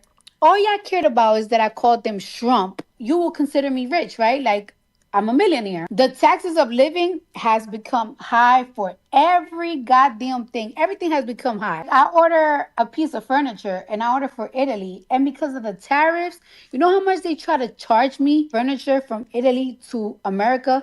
$15,000. Everything been rising up from the prices of fucking Fashion Nova and Shein to Chanel and all of that shit because the tariffs are so fucking expensive. Everybody always have a speech in a teleprompter. My teleprompter wasn't working, so thank God I wrote my speech down in my fucking phone. But whatever the fuck I said, I meant that shit. Whatever the fuck I wrote down in my phone, I made my research on it so I could share it to the fucking world. And you know what? Whether I have an accent or not, it went viral. And yeah, y'all didn't give a fuck about what I was saying. Y'all only give a fuck about me saying Shrump. To this day, bitches be trying to be funny using that shit against me. But guess what? What I was saying is bigger than me saying Shrump, and now you motherfuckers don't have no fucking food stamps. She needs some orbits. Oh my God. She's Cardi. passionate. That girl is passionate about what she was saying, okay? She right, though, I think. I don't know what she said, to be honest. Saweetie releases a statement after shocking claims. What does Saweetie releases a statement? Saweetie sets the record straight after a former associate shared shocking claims about the rapper on social media. On Friday, Saweetie shared a post on her Instagram story with a statement addressing the startling allegations about her made by a woman who claimed to be the Botham Rhymer's road manager. Botham? Where's the song? Both of them. Both of them. The recent allegations made about me are false, defamatory, and deeply disturbing, Saweetie's statement reads. These claims misrepresent the facts and are solely aimed to damage my reputation. This person never managed me. She was simply introduced to me by family. Her motives are now obvious. I'll let the lawyers take it from here. Saweetie's statement comes after a woman who goes by the Instagram handle Maybach May started calling out the rapper earlier this month for allegedly owing the woman money. Cocaine, witchcraft, and liquor is one hell of a mix. Send me my bread, home wrecker, at Saweetie, one accusatory post reads. Oh, I was trying to figure this whole thing out, and I just could not do it. I want to make one thing clear. I booked her for an appearance to visit the Chelsea Stadium and support the soccer team, the woman claimed in another post. Instead of paying me, she fell in love with the client and told him not to pay me. I was a road manager with her, getting her deals. I was solid to this girl, so what she wanted and never paid me. She got what she wanted and never paid me, she alleged. Simply, I want my money. In another post, the woman shared a screenshot of an alleged text thread with Saweetie where the rapper implies she's using her rumored boyfriend, soccer player Jadon Sancho, for money. Jadon Sancho. That's what she said. That's crazy. That's crazy. Anyhow, Kevin Federline comes clean and apologizes to ex Shar Jackson. The hell and their kids. They find Kevin Federline for cheating on her with Britney Spears. I failed her, he said, and we all know that he did that. So now he's finally apologized. He has how many kids with Shar? I think like 4. He's got a lot. Yeah. He cheated on, but recently? No, back in the day. I wonder why everybody's coming to apologize after she used to be Shar Jackson. She Moesha. Moesha, that's Brandy. No, Moesha's best friend. That's the girl, the Parkers. Was she on the Parkers? No, that's not that one. She was the other best. No, she wasn't on Moesha. She was on Moesha. What was Shar Jackson on? Moesha, she was in Good Burger. It said she was in the Parkers. Oh, she was the Parkers' best friend. She's from Boston. She's not from Boston. She's from Boston. She's from Boston, Mass. Shar Jackson is from Boston, Mass. Yep, it says it right there. I don't know who the girl is. How come Shar Jackson don't get no praise for who she is? Is she from here? It says Boston, Mass. Or was she born here? It says she's from here. That's interesting. I never did know that. So what show was she on? But Parker's mostly that she's Bernie known Mac for. show, the Parkers. Cause she was the stupid one, right? They say Good Burger. Yeah, she was real silly. Mm-hmm. The ex-wives. I don't know the girl. But anyhow, so she was her and Kevin Federline have mad kids together. Their kids are 23 and 21. Golly. There's more than that. I'm getting though. old. think I there's remember when 4. them babies was born. Caleb and Corey. So Jaden, tell all his friends. Aside from his 2 children with Jackson, he shares sons Preston and Jaden with Spears, who he was married to from 2004, and daughters Jordan and Peyton with his current wife. He got 6 children altogether, 2 from each. He got 3 sets. That's what happened. And then cuteness overload. Let's end this with a good one. Soraya and Joey Badass's son gives the timeline baby fever with adorably giggly video. I date baby. Soraya just was in Boaz and Helen. Wasn't it? Ruth. Ruth and Boaz. I don't know where the video is, but apparently there's a video of their baby being cute, and that is so cute, and that is so nice. So that is that. That's nice. That's an oh, there he there. Oh, I can giggle. Oh, look at him. Anyhow. Oh, and that is nice. That is it. That is all that we have to tell y'all about today. All right, well. Good. So yes, today was a good show. That's how the cookie crumble. That's how the cookie crumble. I would like a cookie. That is a nice show what we had here today. We told you guys about some really, really good things. If you are in the city of Boston, look up Jeff Charnel, see what he's doing, see if you like him, and if you like him, vote for him, because he seems like a nice guy to me. If I was in Brockton, I would vote for him. Yeah. Me too. I don't know nothing we don't know. That's the thing, is that we do cater to Boston. We just don't know anything about Ibbins. I was just thinking about you just the other day, and I said, where is my good friend? I haven't seen him for a long time. Me as well. I'm so excited to see you. Hi, Fresh Jan. He said she was born in Boston and raised in Cali. Star. Okay. Okay, that's nice. All right, blessed be you guys. What happened to the other girl from Moshe? What happened to your twin? That was Tony twin. Kim. Yes. Danielle is my twin. That's your twin. Kim, she's still around. I used to watch. She's not dead. What's she doing? Dead. Oh no. No, she's not dead. She's around. She's doing a thing. All right, blessed be you guys. You guys have a beautiful day. It's a nice day again today. So be great. Bye. Behave. And all the things. Be great. Bye. Behave. Shut up. You're listening to Saucy and Friends in the morning with Miss Hot Sauce, Miss Tony, and Rockstone Triz. Your #1 local radio. The Spark of New England, Spark FM. Bringing the heat back to the airwaves. Don't let biased algorithms or degree screens or exclusive professional networks or stereotypes